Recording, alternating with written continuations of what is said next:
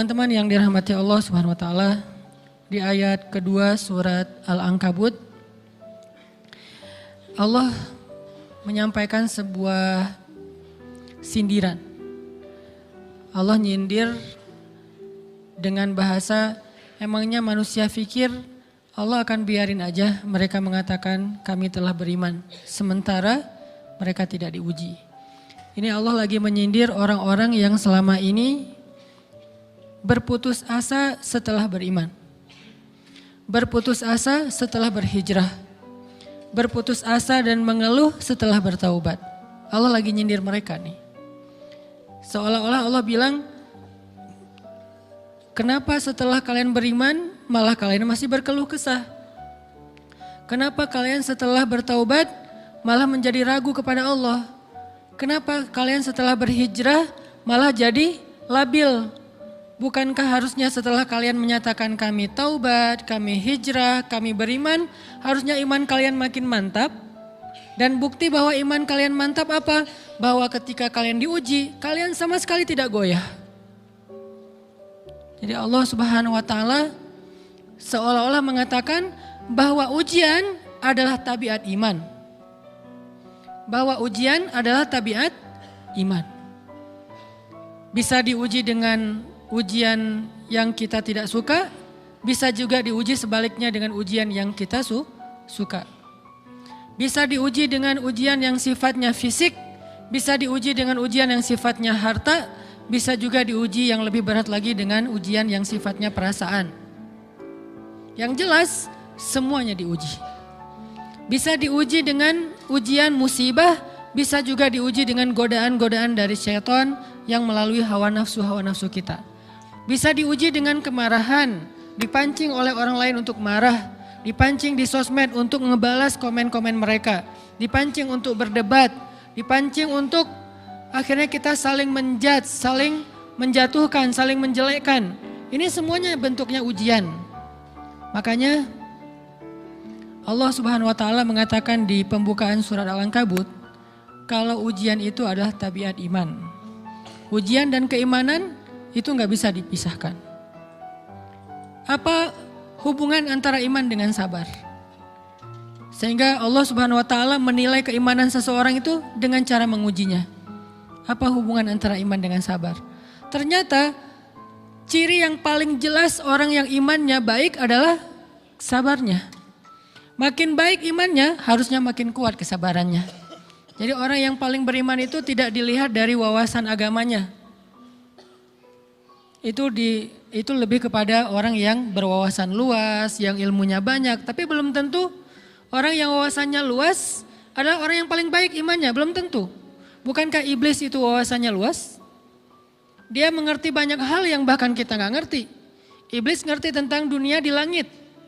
Iblis mengerti tentang alam yang ada di surga, alam yang ada di akhirat. Iblis tahu, bahkan udah masuk surga. Jadi ilmu iblis lebih banyak daripada kita sekarang. Tapi kenapa iblis malah tidak sebanding antara ilmunya, wawasannya dengan ketakwaan dan kesolehannya? Karena iblis tidak sabar dengan sebuah ujian. Ujian iblis apa? Eksis. Itu ujiannya iblis. Dia udah lama eksis, followersnya banyak. Setiap dia posting, orang berlomba-lomba jadi first like. Setiap dia posting, di repost rame-rame. Di YouTube viral. Channelnya tuh paling banyak subscribersnya. Iblis. Coba cari nanti di YouTube iblis. Ada gak channel? Itu udah viral banget loh. Eksis banget. Tiba-tiba datang pendatang baru. Muncul pendatang baru. Pendatang baru ini tiba-tiba melejit. Followersnya langsung nambah. Kejar-kejaran akhirnya disalib. Pas lagi kayak gitu dia gak kuat dengan ujian nama besar, ujian eksistensi, ujian popularitas, ujian siapa yang lebih dihargai, ujian-ujian kayak gitu. Sama kayak kita kadang-kadang ngerasa udah banyak jasa dalam sebuah organisasi, udah banyak jasa dalam sebuah komunitas, udah banyak jasa dalam sebuah lingkungan, masjid, sekolah, organisasi, teman-teman kita yang paling sering berkorban. Tapi ternyata yang eksis, yang masuk media, yang masuk TV justru orang lain. Itu kan ujian ya. Nah ini nih yang kadang-kadang ujian namanya zulzilu, diguncang perasaannya. Bukan diuji dengan fisik, kadang-kadang ujian sakit, capek, lelah, buat kita bisa kita lalui tuh dalam sebuah organisasi nih. Kita lagi bikin kegiatan sosial, baksos. Di sekolah, dengan OSIS-nya, dengan ROHIS-nya, di kampus, dengan BEM-nya, dengan LDK-nya, kita bikin acara baksos. Kan effortnya lumayan ya. Kita begadang untuk meeting, kita survei lapangan, kita kerja malah tidur sehari cuma 1,5 jam, 2 jam. Fisik kita lelah, fisik kita capek, kadang sampai sakit. Sampai dirawat di rumah sakit gara-gara kena misalnya tipes gitu, gara-gara kita habis-habisan bekerja, itu buat kita gak masalah. Ujian fisik kita lalui. Dan besok mau ngadain lagi, kita yang paling semangat dan aktif. Gak masalah capek juga. Gak masalah juga kita lelah, gak masalah kurang tidur, gak masalah berjalan jauh, gak masalah. Satu, ujian harta. Kita yang justru nombokin. Kita yang nalangin dulu modal-modal untuk kegiatan-kegiatan tersebut. Kalau ternyata gak tercover dananya, akhirnya gak bisa dibalikin talangan kita, gak apa-apa, kita ikhlas. Kita berkorban dengan harta kita. Butuh apa? Saya bayarin. Butuh apa?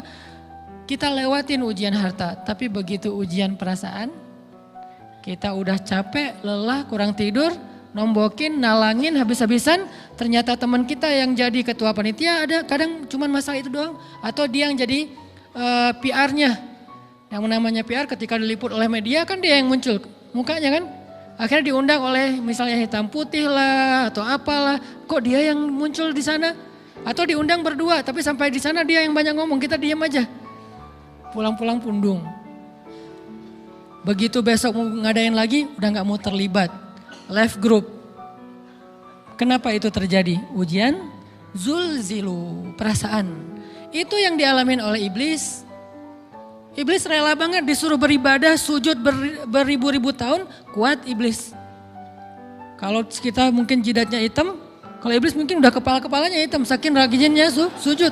Wah, ibadahnya udah ribuan tahun. Iblis disuruh berkorban dengan harta yang dia miliki, dia kasih aja semuanya. Tapi kalau disuruh dia ngalah dari Adam untuk memimpin alamin, menjadi khalifatullahi fil ard, menjadi pemimpin wakilnya Allah di muka bumi, buat iblis ini berat. Kenapa dia? Ana khairum min, saya lebih baik daripada dia. Saya lebih senior daripada dia. Saya lebih sehat daripada dia. Saya lebih keren daripada dia. Saya lebih. Ujian emosional, ujian ego, ujian perasaan. Itu yang lebih berat buat kita. Kadang sakit dan dirugiin orang lain, teman segala macam kita masih oke lah. Selama ini asal kita ngumpul selalu gua yang bayarin, oke deh gak usah dibahas. Baru dibahas nanti pas sakit hati. Kalau belum sakit hati kan gak dibahas kan? Gak apa-apa deh kita terus yang bayarin, kita traktirin ngopi apa segala macam. Gak pernah dibahas. Kebersit sih di benak kita, cuman gak mau dibahas. Kenapa? Udahlah biarin aja, easy going. Kemudian kayak kita yang capek harus rempong sana kemari segala macam. Selalu acaranya di rumah kita, akhirnya kita yang bayarin, kita yang rempong, nyiapin segala macam, bebersih sendiri. Tapi begitu ada yang nyakitin perasaan kita sedikit aja, semua itu balik lagi. Dari dulu ya, nah keluar kan? Kenapa? Dipancing oleh ujian perasaan. Jadi ternyata yang paling berat itu adalah zulzilu, diguncang perasaannya. Kita kadang-kadang habis-habisan buat seseorang, gak masalah. Hujan-hujanan dia yang pakai jas hujan, kita gak pakai apa-apa, gak apa-apa. Sakit-sakitan juga, dikerok dan segala macam, biarin aja. Kalau perlu misalnya kalau bannya lagi kempes, dia naik Grab, kita dorong-dorong motor terus cari tempat segala macam sampai tengah malam. Gak apa-apa deh buat dia. Apa sih yang gak buat kamu? Begitu dia selingkuh, keluar semuanya. Mulai list report keuangan. Wah dulu sekian, sampai uang receh-receh juga dihitung kan ya. Kenapa bisa kayak gitu? Perasaan kan? Nah ini nih yang kita coba belajar. Mungkin malam ini kita lebih banyak membahas tentang sabar terhadap ujian perasaan. Karena banyak macam-macam ujian. Nah, gimana kita memanage perasaan kita? Gimana cara kita merecovery perasaan kita dengan bab sabar? Insya Allah nanti akan kita lanjutkan setelah selesai sholat isya. Barakallah. Bismillahirrahmanirrahim. Teman-teman yang dirahmati Allah Subhanahu wa taala, kita lanjutkan tentang masalah sabar. Terutama sabar zulzilu, ketika kita diuji dengan ujian ego, marah, perasaan, sakit hati, yang kayak gitu-gitu. Ini ujian jauh lebih berat daripada ujian fisik dan ujian harta. Termasuk rasa cinta, rasa benci, kadang itu menjadi ujian. Kenapa ujian bikin kita jadi tidak lagi logis, nggak realistis, dan kadang-kadang mengabaikan hal-hal nilai-nilai yang kita selama ini pegang sebagai satu kebenaran. Kita ngabaikan batasan-batasan syariat. Ini semuanya ujian dari Allah Subhanahu wa taala. Sehingga tidak disebut orang yang beriman kecuali ketika Allah Subhanahu wa taala melihat dia sabar dalam ujian. Kalau dia nggak sabar dalam ujian, malah di dalam pembukaan surat Al-Ankabut tadi Allah menggolongkan mereka termasuk orang-orang yang munafik. Apa arti yang orang munafik? Orang yang mengaku beriman tapi sebetulnya dia tidak beriman. Apa salah satu buktinya? Dia tidak sabar. Jadi kalau kita mau menilai diri kita mukmin atau munafik, dan ini bukan materi untuk menjudge orang lain, oh ternyata dia itu munafik, bukan. Lagi-lagi konsep kita belajar itu angle-nya untuk diri kita sendiri. Saya sangat tidak merekomendasikan kita belajar untuk mendapatkan kaca pembesar, mencari-cari kesalahan saudara kita. Tapi kita belajar untuk semakin bisa bercermin untuk menemukan aib dan kekurangan diri kita. Jadi semakin kita tahu ilmu agama, semakin kita tahu ayat dan hadis, semakin kita punya cerminan untuk menilai diri kita dan memperbaiki diri kita. Bukan nyari kaca pembesar untuk memperjelas aib-aib dan kesalahan orang lain. Kalau kita pengen menilai diri kita ini orang yang mukmin atau munafik, caranya lihat aja kita sabar nggak nih, terutama dalam masalah emosional, dalam masalah ego, dalam masalah marah, dalam masalah hawa nafsu, dalam masalah perasaan cinta, dalam masalah benci segala macam, masih bisa nggak kita adil bahkan kepada orang yang kita benci? Adil kepada orang yang kita benci, adil kepada musuh sekalipun. Bahwa jangan sampai kita gara-gara gak suka kepada seseorang, kita berlaku zalim kepada dia. Jangan. Ini berarti kita harus ngelawan ego kita sendiri. Ego untuk memaafkan orang lain. Ego untuk bisa melupakan kesalahan orang lain. Ego untuk bisa berlapang dada dengan hal-hal yang gak nyaman daripada orang lain. Ini adalah ujian yang paling berat. Di situ kita bisa lihat kita nih mukmin atau munafik. Kalau nggak pernah sabar sama sekali dalam masalah ego, dalam masalah emosional, berarti jangan-jangan kita tergolong di antara orang-orang yang kata Allah wa ma hum bimu'minin. Mereka bukan orang yang beriman. Kata Allah di surat Al-Ankabut, mereka itu adalah wala ya'lamannallahul munafikin, orang-orang yang munafik. Nauzubillah min dzalik. Kalau kita merasa pernah sabar terhadap emosi kita, sekarang kita lihat sesering apa kita sabar terhadap emosi kita.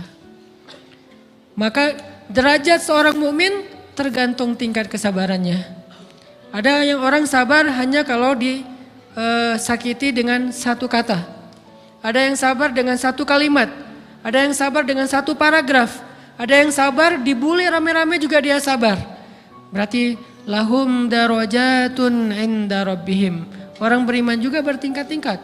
Dan tingkatan itu tergantung tingkat kesabaran kita dalam menghadapi ujian. Salah satunya ujian emosional kita, perasaan kita. Sehingga teman-teman yang dirahmati Allah SWT, salah satu program kita untuk terus mengembangkan diri, program untuk tumbuh, program untuk memperbaiki diri kita di hadapan Allah itu adalah coba kita program dalam sehari aja, terus kita nilai berapa kali kita berhasil ngelewatin ujian emosional. Bukan cuma marah, termasuk cinta, benci, tersinggung, sakit hati kayak gitu-gitu. Berapa kali kita berhasil melewati itu dalam sehari. Gak usah seminggu, sehari aja. Di jalan, sama temen, di grup WA, di IG, di Twitter, di mana gitu. Coba kita lihat berapa kali kita bisa menahan diri kita dan bersabar. Bukan berarti tidak respon ya, bukan berarti pasif. Kita bisa merespon tapi dengan cara yang elegan. Kita bisa merespon tanpa harus memperlihatkan emosional yang meledak-ledak. Bukan berarti ketika disakiti orang, dihina dan segala macam kita diam aja. Gak selalu kayak gitu. Kadang-kadang kita perlu merespon untuk mengklarifikasi, tabayun kalau kata orang-orang yang dalam ilmu fikih. Kita harus tabayun. Tapi tabayun dengan marah itu beda. Tabayun dengan mencela itu beda. Sehingga kita mencoba menahan diri berpikir, aduh capek kalau gitu. Tapi kan ini bagian dari pembelajaran. Makin terbiasa kayak gitu, terbiasa elegan, maka otomatis jadi nggak terlalu repot lagi. Kan awal-awal bersikap pengen yang bijaksana, yang elegan, yang dewasa, itu kan kadang-kadang harus diusahain ya. Karena belum mengkarakter, harus mikir dulu gimana ya sikap yang paling dewasa, gimana ya sikap yang paling bijaksana, gimana ya sikap yang paling wise, gimana ya sikap yang paling elegan, masih mikir. Tapi setelah berkali-kali kita latihan, lama-lama itu menjadi spontanitas kita. Dan kalau udah bisa kayak gitu, insya Allah kita sudah mulai meniru nih akhlak Nabi Muhammad SAW. Ini ujian perasaan banget. Kalau tadi saya ngasih contoh diselingkuhin itu sebetulnya cuman bercanda ya. Karena diselingkuhin ini pastinya bukan ujian, tapi musibah. Pengkhianatan ya, tidak ada tempat. Gimana kita ngelawan perasaan kita kalau lagi kayak gitu? Gimana kita ngelawan perasaan kita kalau lagi diuji? Gimana cara kita bersabar? Karena iman dan sabar itu bisa dibilang satu paket. Gak disebut orang beriman kalau gak sabar. Dan insya Allah orang yang sabar itu adalah ciri-ciri orang beriman. Gak mungkin disebut orang beriman kalau gak sabar. Kita pikir memang iman itu hanya ucapan. Kalau iman itu cuma ucapan, inna sholati wa nusuki wa mahyaya wa mamati lillahi rabbil alamin, gampang. Kalau iman itu cuma ucapan, hasbiyallah wa ni'mal wakil, gampang. Kalau iman itu cuma ucapan, la haula wa la quwata illa billah, gampang. Kalau iman itu cuma ucapan, iyyaka na'budu wa iyyaka nasta'in, gampang. Tapi Allah mengatakan, wa ma hum bimu'minin. Ahasiban nasu ayyutraku ayyakulu amanna wa hum la yuftanun. Emangnya cukup dengan hanya mengatakan kami telah beriman lalu tidak diuji? Ternyata iman adalah sabar dalam ujian. Jadi nggak mungkin orang disebut beriman sementara dia tidak sabar, sementara dia emosional, sementara dia temperamen, sementara dia orangnya meledak-ledak, sementara dia orangnya mengeluh, sementara dia orangnya berputus asa. Nggak mungkin. Karena ulama mengatakan la tayasu, jangan berputus asa. Fa innal ya's laisa min akhlaqil muslim atau mu'min. Karena sesungguhnya keputusasaan bukan di antara akhlak orang yang beriman. Orang yang beriman itu tidak pernah berputus asa. Serumit apapun masalah kita, kalau kita punya yakin sama Allah bahwa Allah ala kulli syai'in qadir, maka kita pasti akan punya harapan. Kalau kita yakin bahwa Allahu Akbar, sebesar apapun masalah kita, Allah lebih besar daripada masalah kita kan? Bukankah kita mendengar Allahu Akbar, Allahu Akbar. Ada gitu yang lebih besar daripada Allah? Harusnya kita tidak pernah berdoa kepada Allah sambil mengatakan, ya Allah saya punya masalah besar. Itu sama aja dengan kita ngeledekin Allah. Sama aja kayak kita datang ke teman kita bilang gini, saya mau pinjam duit. Enggak akan banyak kok, saya tahu kamu kalau kebanyakan kamu enggak akan sanggup. Kan enggak mungkin kita ngomong gitu kan ya. Saya lagi banyak hutang nih. Saya mau minta tolong sama kamu. Insya Allah saya enggak akan minta seutuhnya. Saya tahu kamu juga kurang duitnya. Saya minta dikit-dikit aja lah. Kan enggak gitu kan cara kita minta tolong. Sama aja kita doa, ya Allah saya punya masalah besar. Ngomong ke Allah punya masalah besar. Kalau kita ngomong ke manusia kayak gitu wajar, tapi ke Allah, ya Allah saya punya masalah kecil nih. Apa? Ada hutang sedikit, berapa? 100 M. Allah kan ghaniyun, maha kaya, jadi jangan pernah mengatakan 100 M itu besar di hadapan Allah. Kita ngeremehin Allah banget. Bukankah Allah maha kaya? Jangan pernah mengatakan bahwa musibah kita, ditinggalkan orang yang kita cintai, dibully seluruh dunia, itu besar di hadapan Allah. Bukankah Allah cukup buat kamu, kata kamu? Inna sholati wa nusuki wa mahyaya hasbi Allah ni'mal wakil. Jadi Allahu Akbar. Sehingga kalau kita berdoa, ya Allah saya punya sedikit masalah. Bukankah Umar pernah mengatakan, ya nafsi, idza dhaqat alaikid dunya, fala taquli ya Rabbi indi hammun kabir, faquli ya hammun indi rabbun kabir. Wahai jiwaku, kalau kamu merasakan kesempitan, kegalauan, bingung, sakit, jangan pernah kamu mengatakan ya Rabbi saya punya masalah besar. Tapi katakanlah wahai masalah saya punya Rabb yang maha besar. Iman dan harapan, berharap itu nggak bisa dipisahkan. Iman dan sabar itu nggak bisa dipisahkan. Iman dan berserah diri atau menyerahkan urusannya, tawakul atau kita nyebutnya tawakal, nggak bisa dipisahkan. Bagaimana kita mau menyebut diri kita mukmin sementara kita nggak sabar ketika diuji dengan perasaan? Alhamdulillah kalau kita selama ini masih bersabar dengan ujian fisik. Ujian fisik yang setiap hari kita alamin apa? Lelah, capek, pulang kerja, pulang sekolah, pulang dari kampus, ngaji. Capek kan? Belum lagi macet-macetan, belum mandi pula. Dari tadi pagi, dari semalam kurang tidur, dan segala macam. Lelah, capek, ngantuk. Kadang-kadang sampai drop kesehatan kita. Kita bisa laluin itu, gak apa-apa capek-capek juga, yang penting saya pengen belajar. Jalan nih jauh-jauh, ada yang dari Sumedang, ada yang dari Lembang, ada yang dari Banjaran, dari mana-mana datang pengen ngaji. Jarak jauh gak apa-apa, macet gak apa-apa, lelah gak apa-apa, habis duit gak masalah. Tapi sampai di sini kesenggol dikit aja sama teman kita, dalam ucapan mungkin, dalam ekspresi kadang-kadang kita senyumin gak dibalas senyum, atau mungkin hal-hal sepele. Itu bikin seolah-olah amal kita yang udah habis-habisan tadi jadi berkurang sampai habis pahalanya. Ujian perasaan. Kadang-kadang datang ke sini nggak ada rasa tidak nyaman sedikit mungkin dengan teman kita atau dengan orang yang di sebelah kita.